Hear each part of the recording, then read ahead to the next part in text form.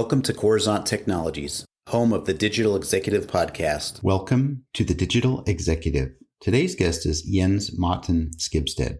Martin Skibsted is a Danish designer, entrepreneur, and author. He is the co-author of Expand, Stretching the Future by Design. He is a partner at Manyone and has founded or co-founded companies such as Biomega, Skibsted Ideation, Actix, Kabisi, and Ogoji. Well, good afternoon, Jens. Welcome to the show. Thank you. Awesome to be here today to meet with somebody. Again, we talked a little bit before we hit the record button, but essentially I traverse the world. I've traveled to 40 countries, and today I get to speak to an esteemed guest, Jens, and you're hailing out of the great country of Denmark. So I appreciate you jumping on and making the time at these crazy hours sometimes you have to do when you're doing podcasting around the world. So thank you. Jens, you've got quite the career as an advisor, board member, serial entrepreneur, and now the global partner, vice president, mobility and foresight of Manyone. Could you share with our audience the secret to your career growth and what inspires you? So I think what inspires me the most are possibilities, right? That I can sometimes, when you see a possibility that has not been harvested or hasn't been pursued or isn't really visible, that's the part that really gets me interested. And so I did start studying philosophy, so that kind of opened my mind pretty much, which is also what the book Expand is about, like how you need to expand the way you look at the world, look at this problems in front of you. Thank you. And that leads us into that next question. I wanted to talk a little bit more about what led you and your co-author Christian Basin to write your book Expand, Stretching the Future by Design. Maybe you could share a little bit about that. Yeah, so actually initially we wanted to write something about the perspective of Danish design. We're both working at a fairly high level with governmental institutions and some of the biggest companies within design in Denmark. And we thought now we're going to do kind of the quintessential design book and state of the art, etc.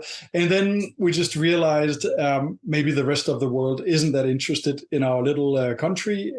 But so we thought, how could we use some of the methodologies we see in our societies within the industry here could be applied to other cultures, to other type of businesses, etc. And having that new perspective, we looked at, so why not just continue as is? Why don't we just apply the normal design thinking methodology, which a lot of businesses already know about and already utilize today, and also a method that a lot of companies are very well aware can create a lot of extra value, also just in terms of bottom line.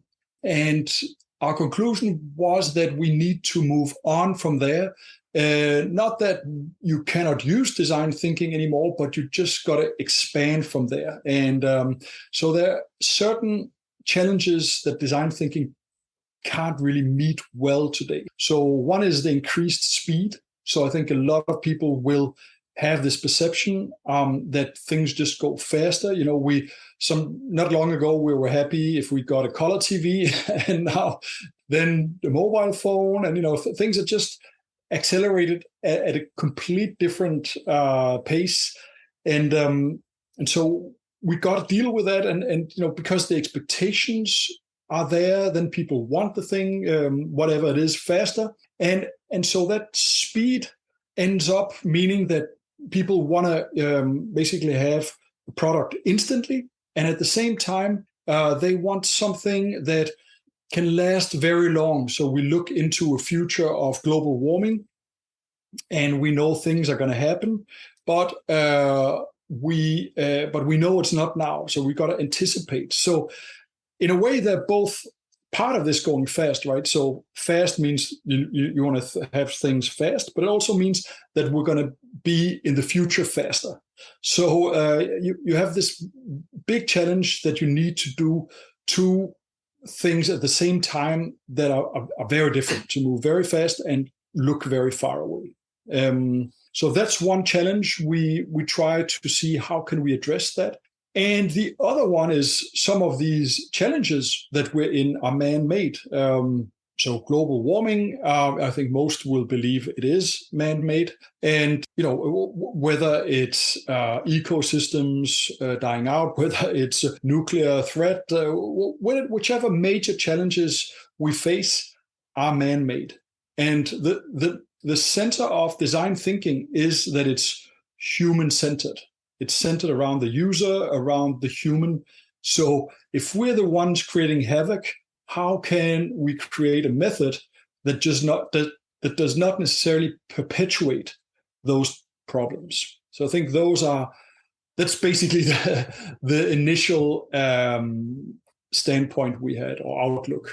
Thank you. I appreciate you sharing, and it's always interesting to see people come together, collaborate, or in your case, write a book. So I appreciate the share and giving us a little bit of insight to that.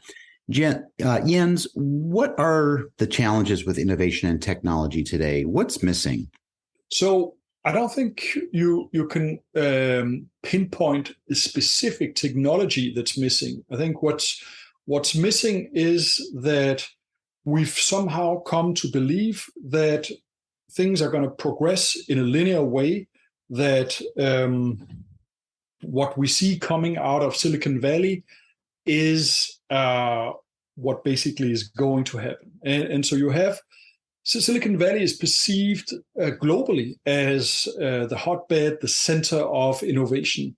Yet if you look at what's coming out of the thoughts around Silicon Valley are pretty much that we're governed by a lot of laws, right? So you have Moore's law is probably the most known law, but you have like a whole list of laws, Comey's laws, even the Gates have a law. And so there's this paradox that the place where you need to be, where you're perceived as being the most innovative, actually you're very deterministic. You think things are happening because they're supposed to happen, and they're going to happen in a specific pace, in a specific way.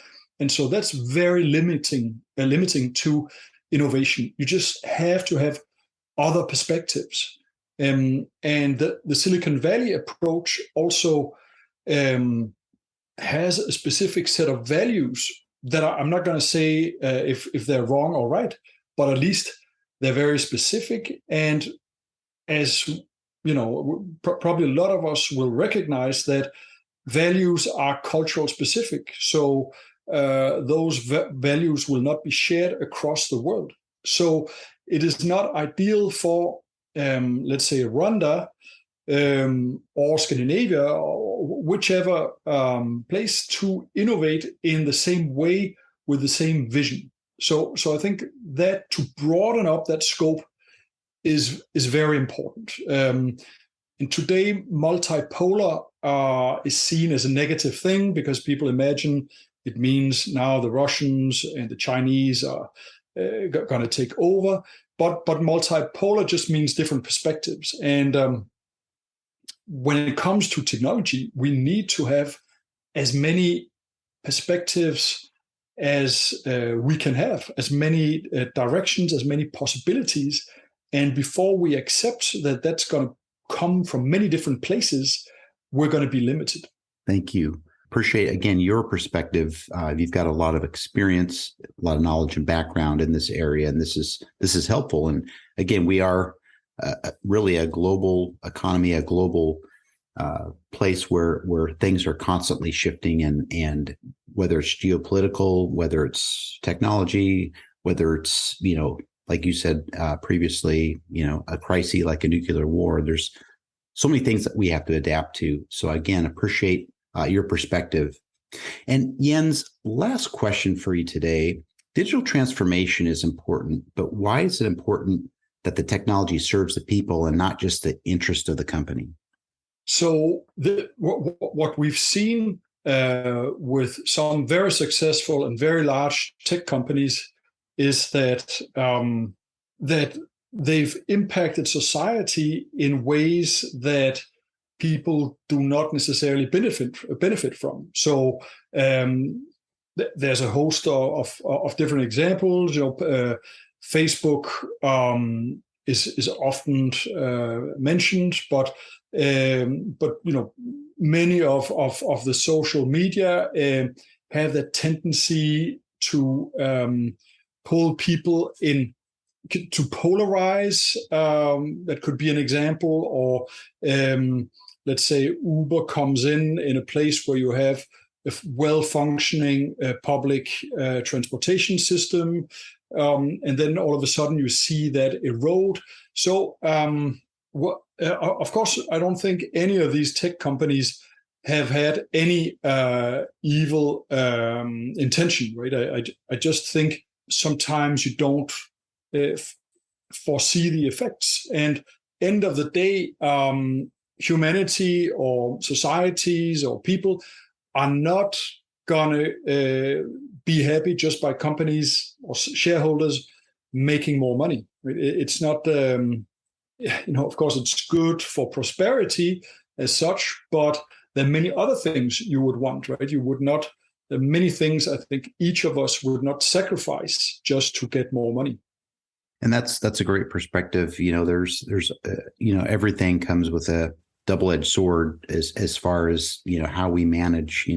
Capitalism can be one of the greatest things, but there are some downsides to it, obviously. But those are the types of things that we need to obviously be self-aware and try to make it better with what we have today. So, Jens, I appreciate your time today. It was such a pleasure, and I look forward to speaking with you real soon. Thank you. Thanks for having me. It's been a pleasure. Bye for now.